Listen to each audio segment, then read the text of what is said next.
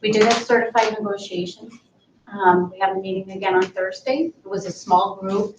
We basically set some parameters, just talked about our guidelines, set some dates moving forward. We're going to come to to Thursday's meeting with some language proposals and hopefully clean those up quickly. I think that's the update for that one. I know that the non-certified met as well with the custodians, I believe. August 8th was our first meeting. My first experience having Brian around the table, which was really a pleasure to have you there. I think we had just a really great meeting. Robin was there too. We have 3 meetings set up, so I think things went well. We kind of got to know each other and just had, I think, a very, just a great meeting together as we started negotiations. So it was, just a pleasure and a joy to be at that meeting. So we had a good start. Any other committees that met in the last month need to be reported on? The policy committee met. Josh Corey and I met and set up kind of the procedures for getting things done, which was a lot of policies to get through this year. Sarah, timing is everything. Good. All right, and we'll see some new policies later. Any other committees? Oh, okay. We'll go to our Director of Business Services, Robin, to give us an update. Okay. Thank you, Madam Chair, members of the board. A new look for my monthly update, thanks to Michelle. She's kind of trying to bring me up a little, make it look better. I don't know, but so this is what we have. I'm changing it up. Keep in mind that July is kind of an anomaly month where we're still working through a lot of payables and receivables. But what this shows is the expenditures at the top, which is the opposite of what I usually do. But the expenditures are at the top. General fund, kind of breaking it down: salaries, benefits, supplies, purchase services, and comparing it to the previous 2 years in comparison to budget as well. So then at the bottom there, you've got food service and community service, debt service. I did keep the building fund on there as well, even though we don't have anything in there right now, but crossing my fingers. And at the bottom then there's the revenue, you can see. When we get further into the year, we're probably gonna throw some graphs in here too, just so we can have some more visuals, but in July, it just wouldn't even report much with a small percentage. So just the start of something new, trying something different. Does anybody have any questions? If you do, you know where I'm at. Thanks, Robin. Yep, thank you. Okay, we'll go to superintendent update. Madam Chair, members of the board, I have 3 announcements for you tonight that I wanted to sort of highlight really quick. Best one tonight is that there's an opportunity for us to talk about potential referendum this fall. Just want to spend a couple minutes just quickly thanking people. This has been built off of a lot of discussion, feedback, and just really good conversations from people in the room, people in our community, people that work for us, and it's been just a refreshing process to go through and just get a better understanding of who we are. I'll sort of unpack a little bit of that for you tonight in that process, but just want to take a moment to thank all those people for their perspective. It helps us to get better each and every day. We have open houses coming up already next week. And then after that, students are back in our buildings. So I just want to put a plug out to all of our parents and families to come to our open houses. What a great opportunity to see good things happen in our school, meet teachers, get your information. I'll be one of those parents going through and trying to figure out where my middle school is going to be going. So I'm looking forward to that opportunity. But again, it's all next week, Tuesday and Wednesday. Look at the website for all good information on that. But really great chance for, again, people to sort of reconnect and see each other. And then for you as a school board, I just want to give you a friendly reminder for next Thursday, our welcome back. It's going to be at the PAC at 7:15 in the morning. Breakfast will start at 6:30 in the cafeteria, and it's just a really good opportunity for us to come together. We're going to do sort of a pep rally theme this year. So we'll have some music, we'll have some student involvement, and it'll just be a good time for us to connect as a family again. So again, if you have an opportunity to be there, we'd love to see you. Thanks, Brian. All right, we'll move on to the consent agenda that's listed. It includes claims and accounts, some donations to our athletics department, some personnel items, leaves of absence, resignations, and contracts. and then some minutes. So eventually we will need a motion and a second to accept the consent agenda. Also move to accept this consent agenda. I'll second it. We have a motion and a second. Any questions about the consent agenda items? If no questions, all in favor say aye. Aye. Against, same sign. The consent agenda passes. And then there's a separate contract in which I'm going to abstain. It's for the new pool and WCC manager, Danielle Brooks, and I'm abstaining because we're related. So we'll need a motion and a second to accept that contract eventually. I so move to accept that contract. I'll second it. We have a motion and a second. Any questions about that? And all in favor say aye. Aye. Against, same sign. And again, I abstain. Okay, the motion passes. There's no old business at this time. We'll move to new business. There were a few student handbook updates that we had gotten ahead of time. And unless there's questions, we can take that motion and second as a whole as well. Any questions about the handbook changes? Looks like we have just about every administrator here, so if there's ever a time to ask a question about a handbook. Nice to see everybody. No questions. Okay, so we'll need a motion and second to accept the handbook changes. I'll make a motion. We have a motion. We need a second. We have a second. All in favor say aye. Aye. Again, same sign. The handbook changes pass. Thank you. All right. We're going to move on to review and comment. Hold on real quick. So for this, we having a presentation about this first or no? Just a quick overview, and then allow you guys to go ahead and just basically approve that piece coming in. So obviously, one step in the process for us to pursue a campaign, a bond campaign, is we have to go through a review and comment process in the state of Minnesota. Basically, ICS helped, and you were in that process in May and June, where they worked with Andy and our team to ensure that we had all the elements to submit for their review. And the good news was, sometime in late July, early August, we got the letter back with a positive review and comment back in return. That allows us to basically say that the items we had on the agenda for the potential bond campaign would fit, and then we can go ahead and have their permission to move forward with that for the campaign and for approval for our public. So just want to bring that back to you, have an opportunity to see it, number one, and then more importantly, just to acknowledge that we had the proper sort of blessing to say that we're good to go. Okay, thank you, Brian. So the next thing I see listed is the resolution. Because for the review and comment, we don't need to vote or make a motion, correct? Correct. Okay.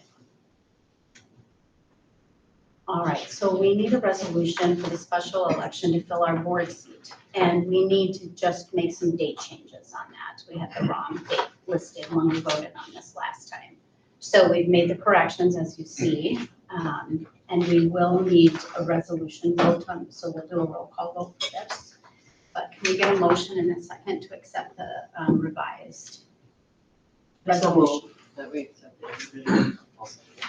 So we'll need a roll call. We'll start with you, Sarah. Sarah, aye. Josh, aye. Jen, aye. Brenda, aye. Jeff, aye. Lori, aye. Okay, that resolution passes. All right. And our next resolution is for our special election in November. Do you want to talk about it first? I'd like to go through a quick presentation with you and the general public on this. Perfect. Madam Chair, members of the board, distinguished guests in the audience, and people that are online. I am really excited after 5 months when I signed my contract and had my contract approved that we got to this point where we can actually have a good conversation about outcomes from our work the last few months. So I'm sure for you, it's felt like a while. It's been November 2022 and this came forward, and after the reflection of what happened, there was more of let's talk about this and see how we want to move forward in the future. So I think today it's a culmination of that piece, as I mentioned before. And I see it in a couple different buckets that I'll go through today with you. The first one is more of that opportunity of what we learned along this process. I'm going to walk you through what we did the last few months and talk this through and really have some really great conversations to lead us where we're at today. I think the other piece is, again, going through and sort of outlining those pieces. What does the referendum look like? The bond, the levy. You'll see some similarities and differences that are very intentional. And the last piece, too, is I think that sort of acknowledgement and validation that we've heard people, that we've listened to some of the feedback we've received. We've made sure we have accounted for that piece and put it into that process overall. And we've gotten to that place where we can come to the recommendation that works for everybody. So I think anytime you're new to anything, one big piece is you have to be reflective. Sort of the rules for sort of leadership, especially as superintendent, is, rule book 101, you never come in and make changes the first year. You listen, you learn, you build relationships, and you get a sense of where things are at. And I feel like that's been a really big process with this as well. We spent a lot of time sort of going back and talking about November 22nd or November 2022 to figure out where we were at and how we can move this forward as well. And I think that's a great process and a great mindset to have, because you can reflect on the information and arrive at something that helps you to get better as you move forward. And in part of that, you learn. I think for us, I feel there were some elements we definitely learned. And there were sort of two critical questions. And as I think about what I talked to our community about, our leadership team, just our people in general, was basically who we are, sort of define that piece overall, and more importantly, who do we endeavor to be? Where do we want to go with everything in the future at this point? And during that time and that process, I think we had sort of some key elements that came out of that. The first was, again, making sure to embrace community feedback. We have to be okay with the opportunity to learn and listen and take that feedback and really inform our decision-making. We got a lot of good pieces out of this, and I really appreciate it, because the only way to get better is to take that perspective and do something with it, and we've done some of that information and work today. The other piece is, again, looking at our needs and reestablishing what those truly are. Because we're out in November 2022 with some needs for an operational question, and it might be different this time, doesn't mean the needs might be away. It just might be we figured out some different ways that we need to look at those. And we really reestablish and reprioritize what's important for us moving forward as well. And then the last piece is, again, focusing on the big things of cost and thresholds for our stakeholders. That was a key element of some of the information we received back in the spring of 2022, and we've come back to it and looked at it again and recognize as part of our decision-making process, we have to be in concert with that. We have to ensure that we're actually thinking about that intentionally when we go through this work as well. And then in the end, I think it really defined two major themes that we sort of figured out through this journey, the last few months of conversations, discussions, conversations about how we want to move forward. And those two areas are, the first, stability. Stability is a big word because, again, I think it's two-pronged for stability. One is, how do you basically address and maintain the excellence of what we have in reinvesting in our facilities? And the second part that's tied to is retaining and recruiting high-quality staff. Two very important parts that have been clear in data, conversations, and in our hearts moving forward of the work we need to do. And the second one is that student experience piece too. Chisago Lakes means something to people. It's important, and the work we do means something. People appreciate the programs and services we provide, and they want to make sure those maintain and stay forward as we move into that next year and that next sort of years beyond that piece. So that's been a centerpiece in our decision-making too. So with that in mind, we ended up with two questions, and I'll go through these in some detail at this point. The first is a capital question. That'll be question number one, and that really sort of it talks about maintaining and renovating our current facilities. We're going to be asking a $23,285,000 question that will basically be set to do some critical needs in our district. Now, here's the deal. From 2022 to now, a lot hasn't changed. I will tell you that this is almost a mirror image in most ways to what we asked for in 2022. I think that's a good thing, too. Our priorities have not gone away. Those needs have not gone away. We have to address these to move our district forward. So I'm going to give you a quick overview first, and then dive into building by building to give you a little more context to it. You can see this includes our middle school. It's a lot to do with the middle school building at this point, and we want to really go through and take care of the needs that we have to address to move that school site forward. We have a lot of safety and security. Ask any parent. Research is pretty clear. What's the number one thing parents worry about taking their kids to school? Get them there safe, get them back home the same way, loved and supported when the day is done. That's a huge piece for us. And again, we have some work at some of our sites to really sort of put that together in a way that we can feel good about what we're delivering to our population. Roof replacements at different buildings, again, we have some work on the bones. We've done as much as we can. We Band-Aid, we short-term fixed it. Andy's crew has done a great job with this. It's time to move this forward and get long-term solutions with these projects. Replacing parking lots at the different sites, again, taking care of those basic needs to ensure that we have a safe and secure environment for all people that are coming through our buildings, students, staff, families, and people visit our communities. And then also looking at that bus garage, which I'm going to talk about a little bit. I have a slide on that, but again, it's important that we address that facility and get it to the place it needs to be, so we can have that as a good asset for us moving forward in the district in the future. I have intentionally put the years of our buildings on these slides, just simply so that you can see that, again, we have worked within the confines of what we have in this district. We do have some aged buildings, and we have to address those needs moving forward. I'm going to show you the three elements, or the elements for each one, and probably just focus on one for each that will sort of encompass all the needs in this whole process. So here at the primary school, we have needs to, again, address some capacity issues in kindergarten 1, which is a great thing to have for us to talk about how we're going to grow as a district. We also have pieces like we talked about before, the parking lots and the roofs. And just like we do as homeowners and people that have residents in our community, or as maybe different facilities like a shed or a barn, we have to take care of those needs when they come up. And primary school, as well as other sites, have the needs to have the roofs replaced. We're at critical mass at this point, and the work we're going to do to replace those roofs will put us in a really good situation long term. Taylor's Falls, again, some of the same common themes. We have roofs and we have parking lots to address. But one piece I'll sort of focus on for this one is, again, that safe entrance into school. Mentioned before about survey and data sort of out there for parents that, again, safety and security is a #1 issue for all schools in general. And we have an opportunity to really sort of close a gap that exists in some of our buildings right now. When you have a building that was built back in the 1900s, it was not built for today's time. 72 years later, it's different. We have different concerns, different needs we have to address moving forward. And to look at this and say that we can go ahead and make sure that access goes into the office and not to our buildings is a huge component we have to take care of in multiple buildings. So that work is intentional, and it will really sort of solve a problem that we potentially have moving forward for the future. The middle school. This is one of our oldest buildings in the district. And basically you look at some of the needs we have there. We already talked about in the safety and security piece where the office is in the middle of the campus. That has to change for us to get to a better place at that point. We talked about the parking lots as well. But the big piece I'll focus on is our third floor, upper level for our kids.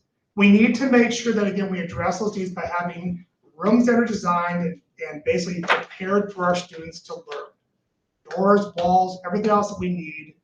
And more importantly, one piece I'm really going to focus on, and I'll use a different word besides fire suppression, the non-fancy word is sprinklers.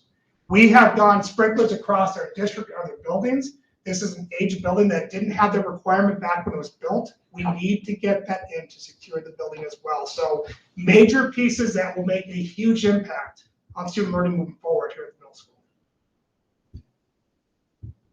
With the bus garage, just so people in our community know this, because I've learned this in the last couple of months, we own the bus garage and the facility and the grounds, and again, we lease that out overall.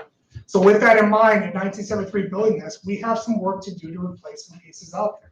The concrete is needed to be replaced, as well as in the repainted areas around the bus garage, but also the drainage. We're having issues out there with that, and again, to address these needs once and for all, to secure that facility for long term is really important for our work. And last but not least, we have the high school, and again, you'll hear some of the common themes. You've got roofs, you've got secure entrances, some of the same things I've talked about in other buildings. They're important pieces that, again, we want to bring closure to and have that opportunity to address those issues moving forward. Anytime you have questions, I'll stop at the end, but you can ask her if you need to as well. The second piece is the operational levy. And this one's important too, because I really want to focus on the fact that we are looking at investing and sustaining in our programs moving forward. I'm going to be very intentional about pointing out the ask, and I'll break that down a couple slides from now, but our question is going to ask $355 per pupil for our taxpayers. Remember that number, I'll come back to it, but it's intentionally a lot lower than we had before, and I'll explain the why behind it a little bit.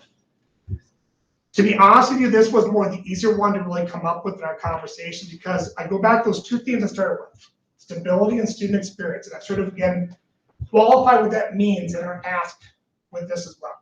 Stability is twofold. One, it goes back to we have to retain great people that we have in this district, and we have to recruit new people as our people transition out for opportunities for leadership, different experiences, and retirement. We are fortunate that, again, when you go through and talk about the fabric of a community, especially in our schools, it goes right to staff. And we've got some of the best around overall. And to know that, again, that experience and history, that sort of pride in what we do, needs to basically be cultivated and make sure that we retain that moving forward. It's important that we address this issue. We all know that the work shortage is a global issue. It's not just education, it's across the board. But I will tell you, in our district, we've had a 10% turnover rate the last 3 years. Okay? With looking at the numbers of where we see education programs in the state of Minnesota across the country going to, where there's less people going in and less people coming to the profession, we have some really big needs to ensure that we can keep the best people here so that our kids get the best opportunities possible moving forward. Another piece tied to that as well is, again, is that program and services piece. To ensure that, again, we keep doing the great things we're doing, as costs get up, we need to prioritize that piece. These dollars will help to keep those programs going. To make sure that, again, the things that we have a great amount of pride in, we know kids get great experiences from, both on the career side, the life side, and the college side, we're gonna be able to put that together for people and keep that going moving forward. The other piece goes back to, again, that whole student experience. That was the second theme. And this one focuses on the middle school. We have a great program there, but it's a little short at this point. We need to have that full middle school experience right now, and at 6th grade, we don't quite have it. Adding some key staff members to that piece in social science and allied arts will make a huge difference to provide that well-rounded experience for middle school kids to prepare them to be successful in high school and beyond. So we want to finish that gap as well. Here's an important part. These questions are not contingent on one another. Felt like through the conversations, we heard that, again, no strings, vote on them as we need to do that piece. So question 1 does not need to pass to have question 2 pass. We felt it was important to distinguish that piece moving forward as well. Going to put the market values up in the tax pieces for people to see, because this is really important as well. You're going to see that our new median value for a house in our communities is $375,000.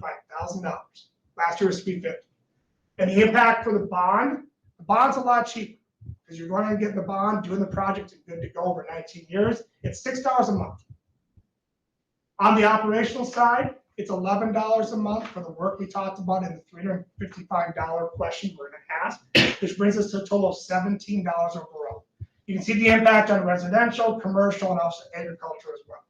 That $17 is really important, because part of this journey for us too is going back and saying, we heard people. We learned from the opportunities and the information we had, and we made different decisions moving forward. So let me talk about that really quick too. Part of the reflection was we wanted to make sure we were intentional about going back and reassessing everything, coming back with numbers that were workable, not just for us, but for our community members as well. So a couple things I want to point out to you. Our current operational ask is approximately 61% less than it was last year. 61%. We had $11.50 on the table last year. That was overall. $925 in new dollars. Our ask of $355 cuts that in more than half, and we believe really addresses some of the needs we have, but comes back with a respectful ask that works for our taxpayers as well. That's part of our responsibility too, is to make sure that we're thinking about them in this process and come up with something that we know that is workable for us and potentially workable for them as well. The other big one too is the tax impact. That was information you received back in the spring of 22 that we talked a lot about throughout the last few months as well. And our tax impact has been cut by about 50% as well.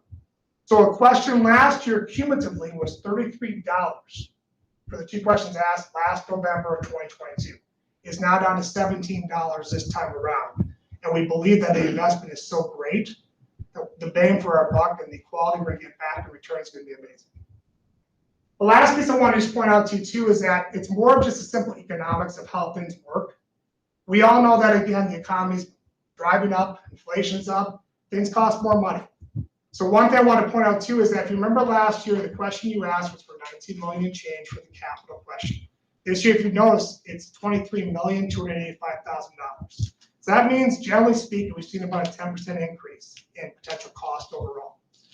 Part of our thinking is, again, if we can go ahead and embrace long-term solutions, we're gonna save money long-term, so just take this in consideration. If we said, you know what, we should wait. We had a tough defeat last year, let's wait and give it a little more time.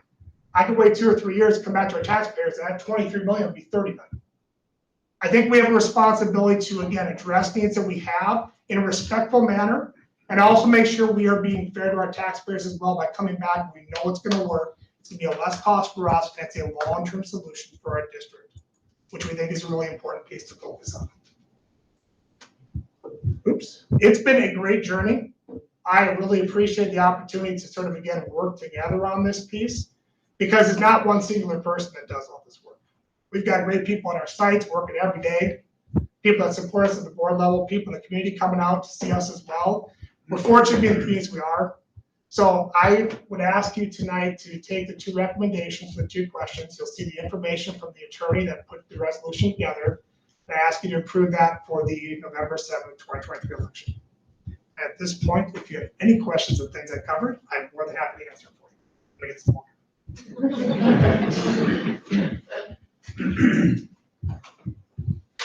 Brian, I know there was a lot of conversation on the tech levy. What happened with the tech levy? Couple things. I mean, number one, it was not inclusive in this work overall. There are some small pieces I would say were tied to some of the work we did capital-wise. But at this point, one thing that Eric, myself, and Rob have done, and I've shared some of this with you as well, is we've gone back to the drawing board and said, if we have complex problems, let's figure it out and see how we can pay for some of the stuff ourselves. We're gonna work through some of that information. We've already come up with some solutions already. So it goes back to, I think, as we have opportunities, we might take different approaches to looking at budgetary numbers, different items that we haven't thought about before, and come up with solutions. So at this point, it's not on here. Doesn't mean the problems are going away, but we feel we have some other ways we can solve those problems long-term for ourselves. Great question. I think what people do is they personalize the situation when you put the dates on the buildings. I think that is something we haven't really seen or thought of. I've been here 40 years, so when I was here in 82, 83, and you look at the dates, you kind of go, hey, that's not so bad. These buildings aren't really that old, except for the 51, which maybe should be on the historic registry. But I think it's important for each person as you look, I guess, in the mirror and you think about, how do I vote for this? If you lived in a 70-year-old house or a 50-year-old house and you didn't ever do any maintenance or the things that we do, and you know how many sections of roof are in our buildings, you really have to ask yourself a question. Is this needed? And I think it's needed, and I don't know how you could answer that question with a great big yes. Because you know how quickly time goes. 40 years, I can't believe I've been here 40 years. Every one of us that's in this room, however long you've been here, you likely have said, where did 20 years go by? Where did 10 years go by? Josh, you were just in high school, just not that, like, a couple of years ago. Years have gone by.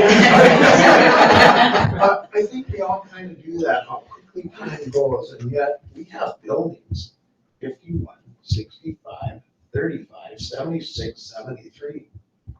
Those are old buildings. I mean, we have one really wonderful new buildings, and certainly we've had additions in those buildings. But instead of building great big brand new buildings, we've added on and tried to use the money that was given to us by the people in the community through their taxes and through the other supports that they give us. And I think we have done an unbelievable job with what we have. We are just kind of running out of duct tape. Correct. And I use the word bucket. You're right. Yep, duct tape, Band-Aids. I mean, you're 100% right. These are concrete solutions that provide long years of potential solutions that we're not going to readdress in the future. It also opens up other dollars, so we have the smaller things we're going to take care of, while more access to dollars the state does give us to take care of stuff on a small scale level. But for example, with our roofs, I know we've used some different vendors in the past, and one of the vendors has a 40-year roof.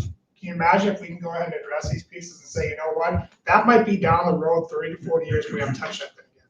I think those are the pieces, again, trying to be smart to say if we're to make these investments, make them long-term and stick so that we can tell people it's done. We're in a good place. Now we can focus on the other things we need to do, technology, whatever it may be, to really address those needs in the future.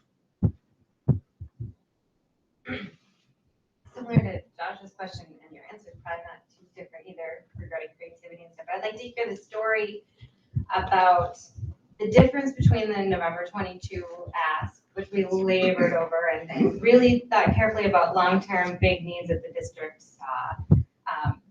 And I really appreciate and respect that we're listening to voters and making a very different ask, but tell us the story that gets us from one to the other.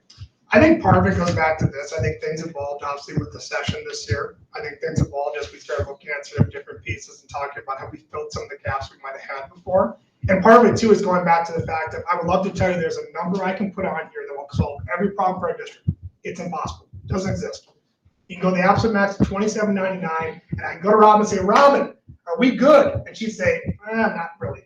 And I think that's part of it too, is to recognize that we're going to have to then take a deeper dive into what really are the priorities. What are the things we would say that we value, that are important to us? And it could be everything. I get that piece. But to me, there was clear data that talked about the value of people. The people we have here doing the good work we're doing. If we don't take care of that piece and make sure that, again, we are retaining great people and bringing great people in, we're missing something.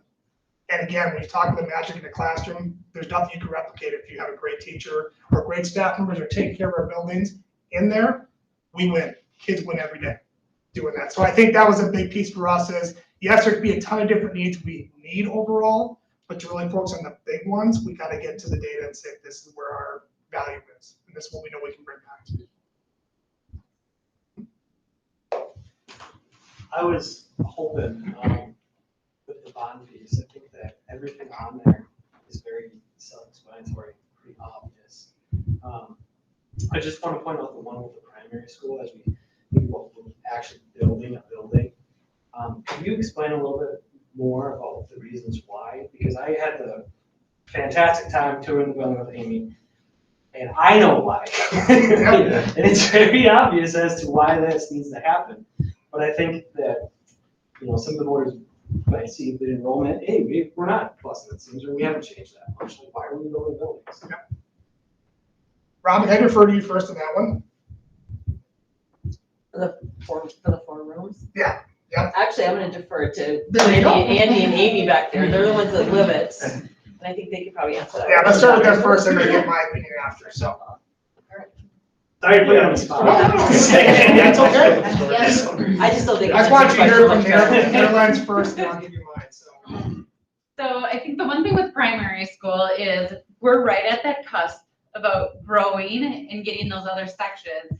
And the one thing to keep in mind is once we get there, then it also means adding our specials, and that's another room. And so every time it complexifies, it adds on. So one more section in one of those grade levels means another music, another art, another phy-ed. And so then it keeps going. So last year when we had 10 sections in kindergarten, what we needed to do was we went down to the preschool rooms and we just tried to, okay, what day can we use what classroom? So Monday, Wednesday, and Friday, this one's available. Tuesday, Thursday, this one's available. And we just had to piece it together.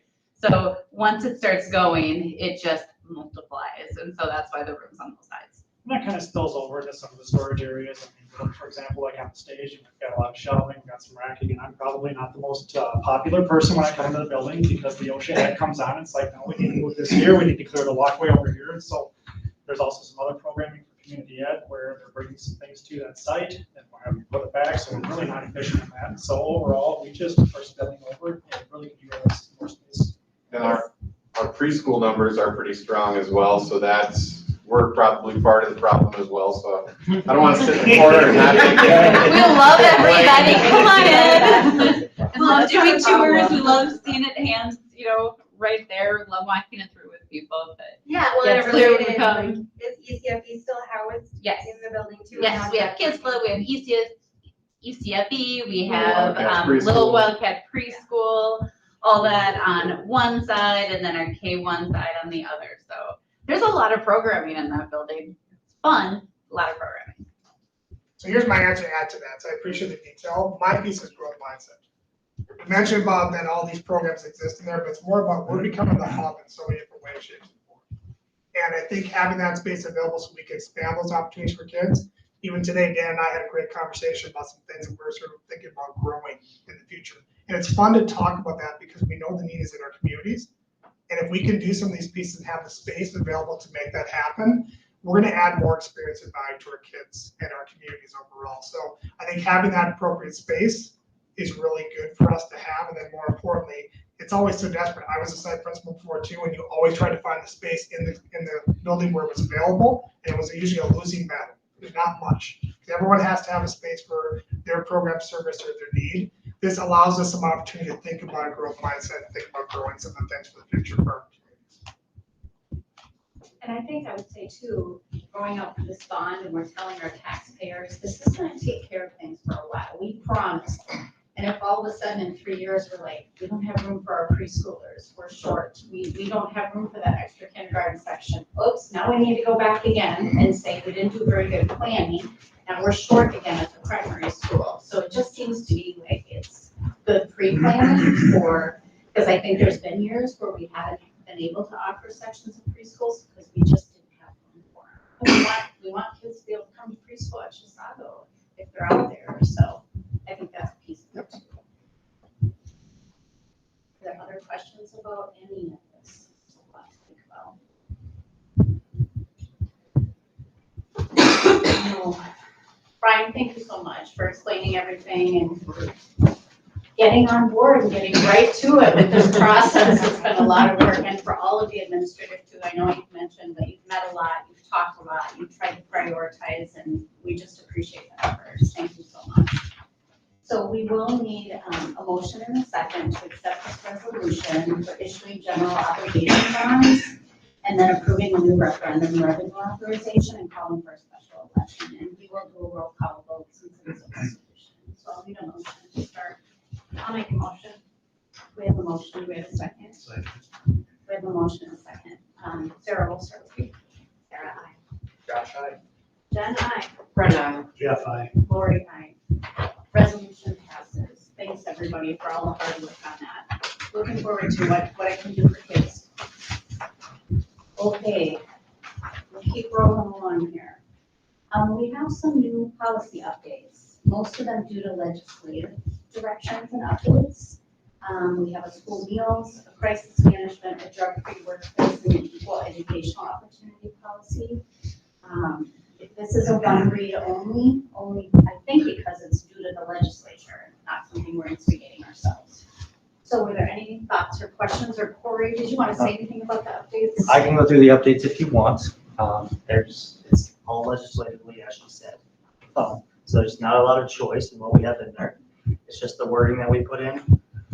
As far as, I'll start with equal educational opportunities. All they added is that we're going to provide an equal opportunity for members of each sex to members of all races and ethnicities to participate in our athletic programs. That's the only thing they added, which was legislatively, it had to be in there. So that was the change to policy 102. Drug-free workplace is where I'd expect the most questions to come. I'll summarize it very quickly for you. No, they cannot use cannabis and come to school. Okay, not our teachers, not our students. Okay, because we receive federal dollars, they are not allowed because federally it's not legal. So there's some testing parameters we're still allowed to test, but I guess the basic piece here is no, they cannot use cannabis at our schools as teachers. So, any questions on that one at all? That's one that probably had the most change. Any questions about those? Okay, if no more questions, we'll go ahead and take the vote. Thanks, Corey. I need a motion and a second to accept. I'll make a motion.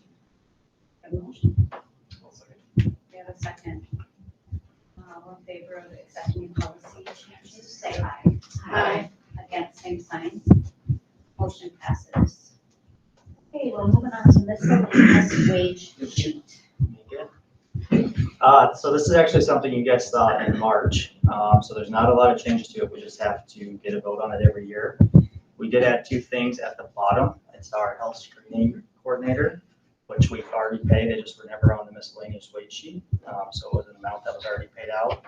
And then our proctor, people that do our testing, also something that we've paid every year. It's just never been on the sheet, so we never had guidance when they reached out to us. So Robin and I added it on there this time, but everything else remained the same from what you guys passed in March.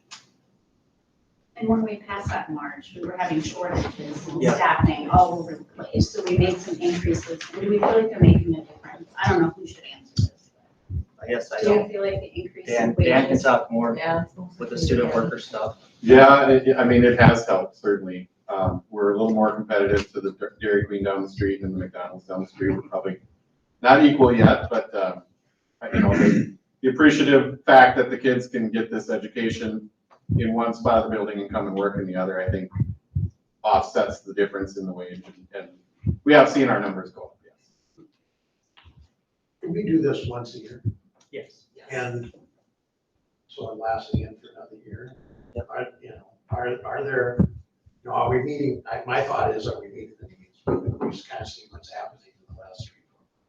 Is it enough?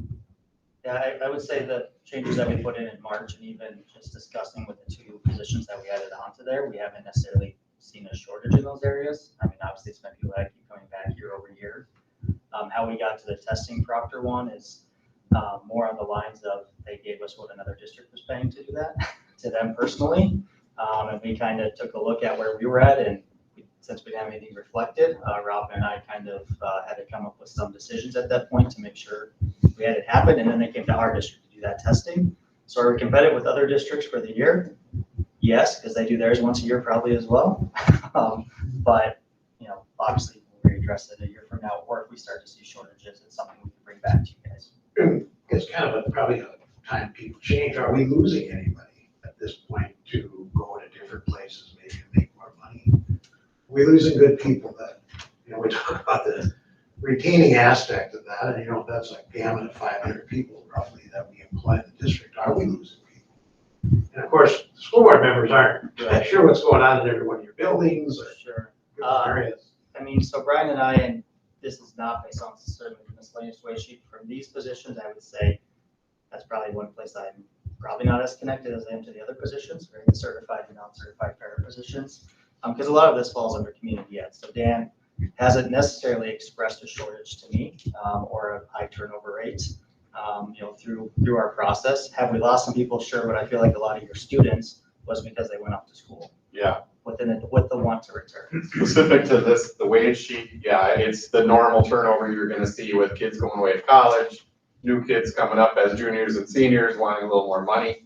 You know, we were $10 apart from McDonald's on the previous miscellaneous wage sheet. We're now probably 3 or 4.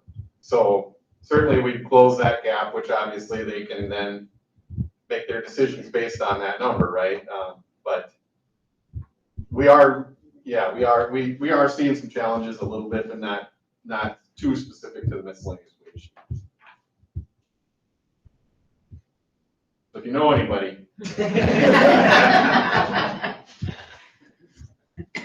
Okay, so we do need a motion and a second to approve this wage sheet as presented. If there aren't any further questions. The motion, we have a second. All in favor, say aye. Aye. Against, same sign. Motion passes. If there's nothing further, we'll accept a motion to adjourn.